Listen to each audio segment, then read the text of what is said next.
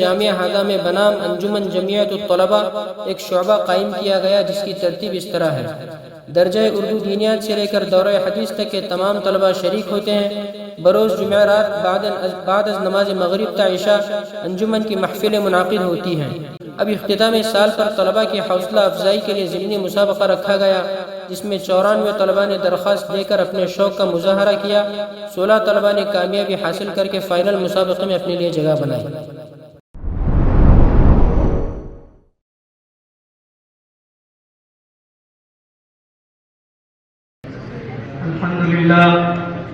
الحمد لله رب العالمين والصلاة والسلام على سيد المرسلين وعلى آله وأصحابه أجمعين، أما بعد، فقد قال الله تبارك وتعالى في القرآن المجيد والفرقان الحميد: أعوذ بالله من الشيطان الرجيم، بسم الله الرحمن الرحيم، وما أرسلناك إلا مبشرا ونذيرا، صدق اللہ العظیم۔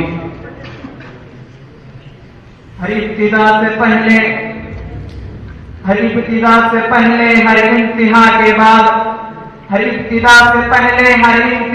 بعد ذات نبی بلند ہے، ذات خدا کے بعد مسند و جلوہ افروز صدر صاحب و اراکین جامعہ اور میرے اساتذہ اکرام اور میرے عزیز ساتھیوں، آج میں آپ حضرات کے سامنے سیرت النبی کے عنوان پر تقریر پیش کرنا چاہتا ہوں۔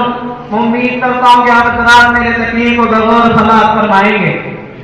محترم حضرات، حضور صلی اللہ علیہ وسلم کا ذکر جتنا ہو اتنا لطف زیادہ ہے۔ میرے بھائیوں، دنیا میں کوئی انسان، چاہے وہ صحابی ہو، چاہے وہ ولی ہو، چاہے وہ کتب ہو، چاہے وہ ابدال ہو، چاہے وہ مفسر ہو، چاہے وہ محدث ہو، چاہے وہ عالم ہو، حضور صلی اللہ علیہ وسلم کی شان کو بیان کرنے کا حق ادا نہیں کر سکتا۔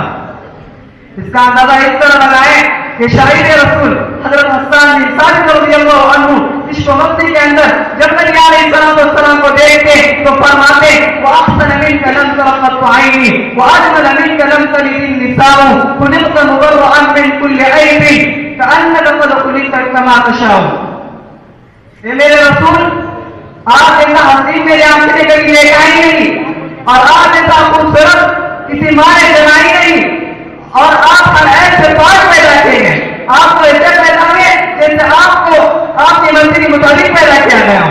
اسی اردو شاعری نے کہا: فلن میرا ناصر زبان میری عاجز، فلن میرا ناصر زبان میری عاجز، محمد کی عظمت بتاؤں میں کیسے، ہے محبوب رب امام اصول و فضائل مکمل سناؤں میں کیسے۔ عزیزان گرامی، جتنے چاہے جانے گے میں نبی کی شان بیان کروں گا، میں نبی کے کمالات بیان کروں گا، میں نبی کے معجزات بیان کروں گا، میں نبی کے اخلاق بیان کروں گا، میں نبی کے اخلاق بیان کروں گا۔ حقیقتیں ہیں کہ حضور صلی اللہ علیہ وسلم کے جتنے کمالات ہیں، حضور صلی اللہ علیہ وسلم کی جتنی عظمتیں ہیں، حضور صلی اللہ علیہ وسلم کی جتنے معجزات ہیں، ان تک دنیا کے کسی انسان کی رسائی ہو نہیں سکتی۔ ہے کمال مصطفیٰ بلغ الولا بکمالہ، کیا اثر ہے ان کے جمال کا تشبت بجا بجمالہ۔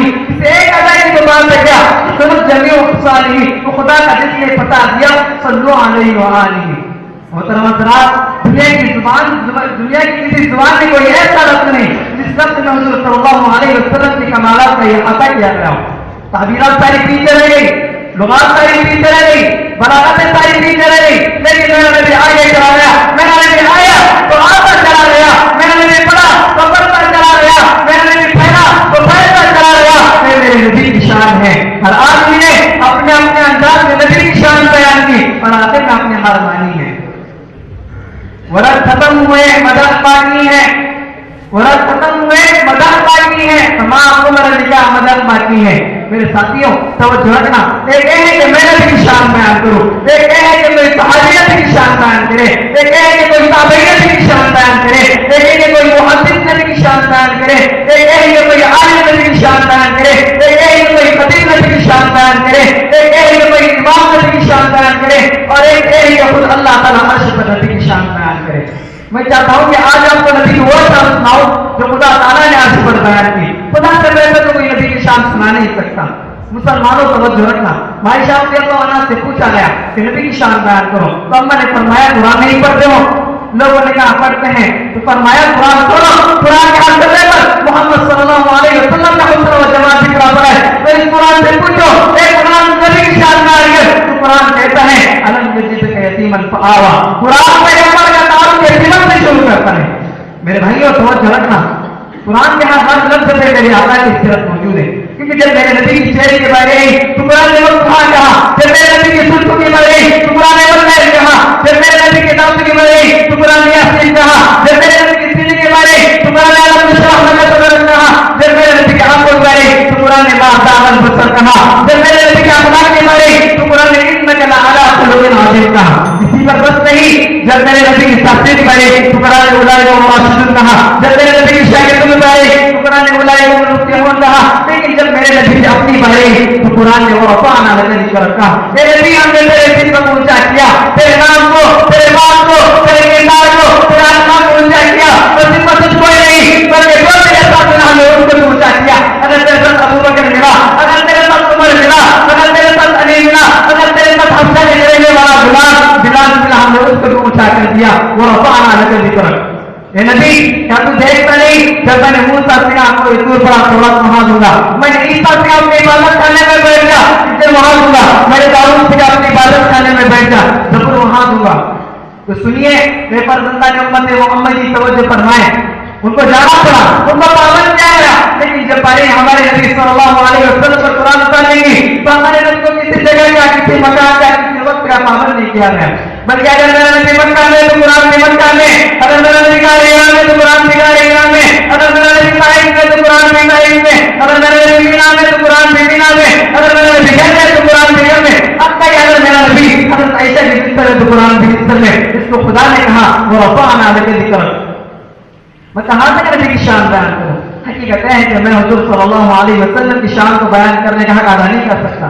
آخر میں اس شعر کے ساتھ اپنی تقریر کو ختم کرتا ہوں۔ فلمش جار ہوں سارے سمندر روشنائی ہو، فلمش جار ہوں سارے سمندر روشنائی ہو، مکمل ہو نہیں سکتی مگر سیرت محمد کی۔ وآخر دعوانا الحمدللہ رب العالمین۔